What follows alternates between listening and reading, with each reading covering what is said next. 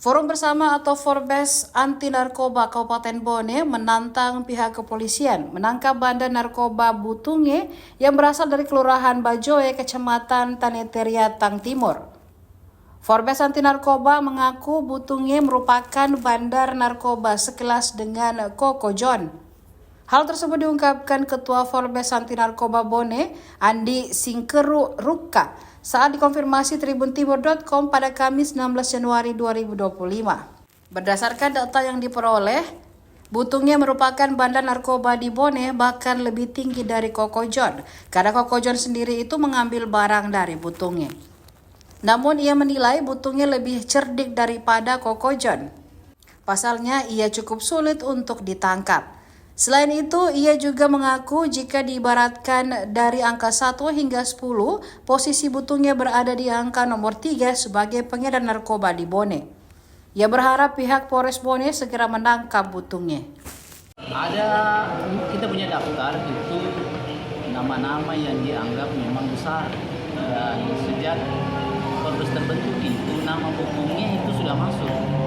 Salah satu bandar yang cukup besar dan punya jaringan yang luas, karena data yang kami peroleh itu termasuk kota itu memang banyak barangnya Butunge yang beredar, termasuk sampai di kecamatan, sampai di Siluwe, karena memang juga pernah dia itu beberapa bulan itu menetap di daerah Siluwe, di Patiro. Ini alhamdulillah karena memang dikenal licin, beberapa penangkapan itu tidak pernah sampai ke dia. Nah ini alhamdulillah ada titik terang, dan menurut saya ini sangat penting untuk dikawal, karena salah satu ceritanya Dedenkot ini sabu-sabu di Kabupaten Bone narkoba. Oleh karena itu kami akan kawal ini. Barusan kami ketemu dengan Kapolres Narkoba dan menyampaikan itu. Dan ketika insya Allah nanti tertangkap dan ketika ini disidangkan sama seperti John, kami akan kawal di persidangan. Itu. Yang kedua, bukan hanya itu, karena memang sudah lama dia gunakan ini, lakukan ini, praktek ini. Oleh karena itu kita akan gugat juga soal TPPU-nya, tindak pidana pencucian uang. Artinya memang tidak tanggung-tanggung. Jadi ada, kalau misalnya di nominasi ini, dia termasuk 10 besar pengedar bandar narkoba cukup besar di Kabupaten Bone. Dia salah satu top pengedar di Bone ini. Termasuk dia 10 besar itu. Bahkan polisinya pernah ditangkap, cuma keluar lagi.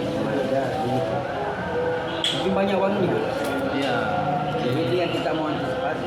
Jadi ada dugaan ini di atas Koko John, ada lagi di atasnya Koko John ini ceritanya. Iya. Sebenarnya banyak pintu-pintu deh. Ada yang pintu Nunukan masuk ke sini itu bisa, ada pintu Surabaya, macam-macam di sini. Tapi yang dikontrol sama yang ini yang mana? Butunge? Iya. Ya dikontrol yang di mana nih sama? Dia ini para Nunukan. Barang Nunukan dari Malaysia. Malaysia. Oh, berarti dia jalur Malaysia ke Nunukan masuk ke sini. Iya. Kayak yang kemarin itu yang 2 kilo. Ya. Begitu menurut yang kita. Tapi sebenarnya mereka tidak monoton. Mereka ini dinamis.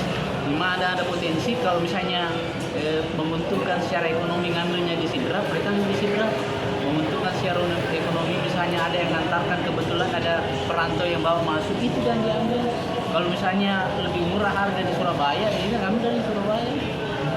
Artinya memang banyak jaringannya untuk ini masuk, untuk suppliernya. Iya.